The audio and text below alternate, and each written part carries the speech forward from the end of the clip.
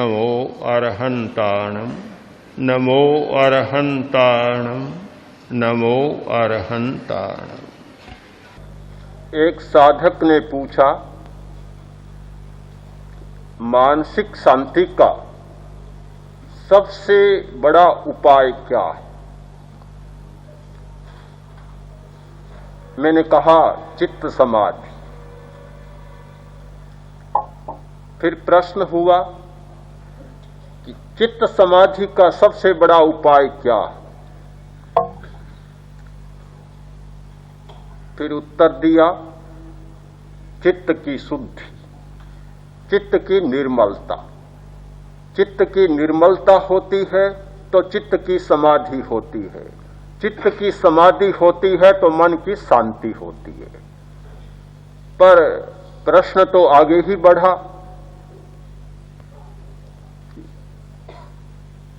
चित्त की शुद्धि का सबसे बड़ा सूत्र क्या है?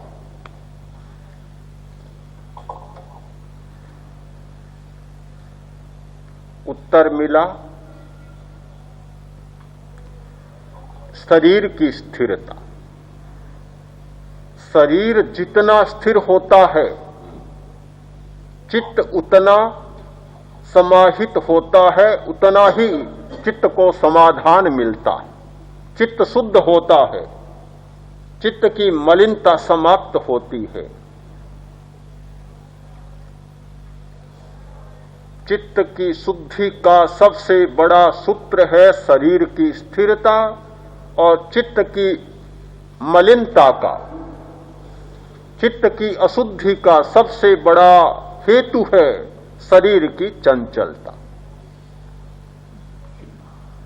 समझने में कठिनाई होगी।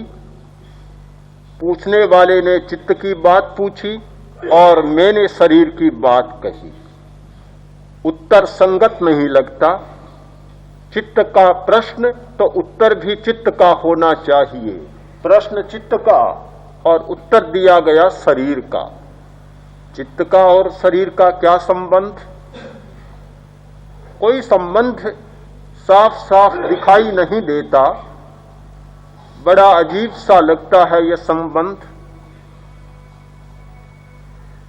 साधना के क्षेत्र में जिन लोगों ने अपना पहला चरण रखा, साधना की सीमा में जिन लोगों ने अपना कदम थोड़ा आगे बढ़ाया, वे इस बात को स्वीकार करेंगे कि शरीर की स्थिरता हुए बिना चित्त की स्थिरता नहीं होती।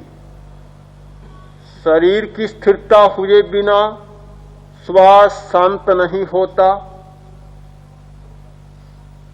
मौन नहीं होता, मन शांत नहीं होता, स्मृतियां शांत नहीं होती, कल्पनाएं शांत नहीं होती, विचार का चक्र रुकता नहीं। सबसे पहले आवश्यक है कायोत्सर, काय गुप्ति, काय संबर। काय संबर होता है तो अनायास सारी बातें हो जाती है। काया का संयम होता है, साधना के अगले चरण अपने आप आगे बढ़ जाते हैं।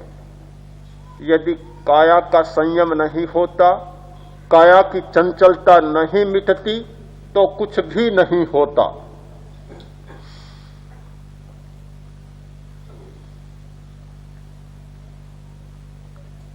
कर्म शरीर ने एक अपने अस्तित्व की सुरक्षा की व्यवस्था कर रखी। हर कोई करता है अपने अस्तित्व की सुरक्षा। कोई भी पदार्थ या कोई भी तत्व दुनिया में ऐसा नहीं जो अपने अस्तित्व की सुरक्षा न करे। सबसे पहला प्रश्न है अस्तित्व की सुरक्षा। हमारा एक शरीर है, अति सूक्ष्म शरीर, कर्म शरीर, जो हमारे समूचे तंत्र को संचालित कर रहा है, जो आत्मा और पुद्गल के साथ संबंध बनाए रख रहा है।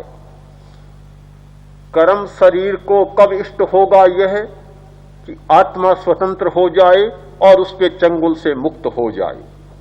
कभी इष्ट नहीं है।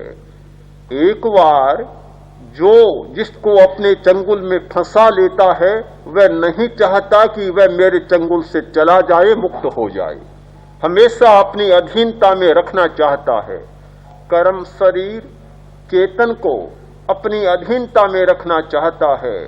चेतन जैसा तत्व कर्म की अधीनता में आ जाए, पुद्गल की अधीनता में आ जाए और वह सहसा उसे छोड़ दे, यह कभी कल्पना ही नहीं की जा सकती। अपने अस्तित्व की सुरक्षा के लिए चेतन को अपने शिकंजे में जकड़े हुए रखने के लिए एक व्यवस्था है उसकी। उस व्यवस्था का सबसे बड़ा सूत्र, सबसे बड़ा रहस्य है चंचलता। चंचलता ऐसा जाल बिछाया है जिससे सब कुछ छिप जाता है, पता ही नहीं चलता। इतनी चंचलता, इतनी तरंगे, इतनी ऊर्मियां अस्तित्व पर आ जाती हैं कि कुछ पता ही नहीं चलता। यदि चंचलता नहीं होती तो आत्मा कभी अपने स्वरूप में चला जाता, कोई संदेह नहीं। किंतु एक चंचलता के कारण वह अपने स्वरूप से दूर भाग रहा है।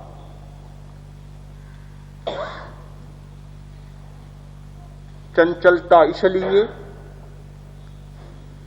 अज्ञान बना रहे, जिससे चेतन को अपने अस्तित्व का पता न चले।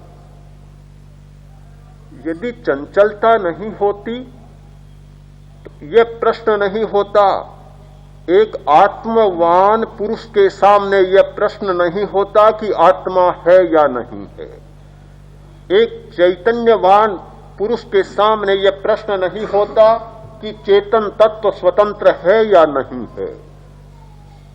आत्मा के बारे में संदेह, स्वतंत्र चैतन्य के बारे में संदेह, त्रैकालिक अस्तित्व के विषय में संदेह इसीलिए है कि चंचलता विद्यमान है। चंचलता है इसलिए इतने विकल्प पैदा होते हैं, इतने तर्क पैदा होते हैं। उन विकल्पों के अंधकार में, उन तर्कों के आवरण में अस्तित्व का प्रश्न धुंधला हो जाता है और व्यक्ति के मन में संदेह पैदा हो जाता है। यदि यह बुद्धि का व्यायाम नहीं होता, यदि यह तर्क नहीं होता, यदि यह ऊहापोह नहीं होता और इन सब को संचालित करने वाली ये चंचलता नहीं होती तो अपने अस्तित्व के बारे में कभी पुरुष को संदेह नहीं होता।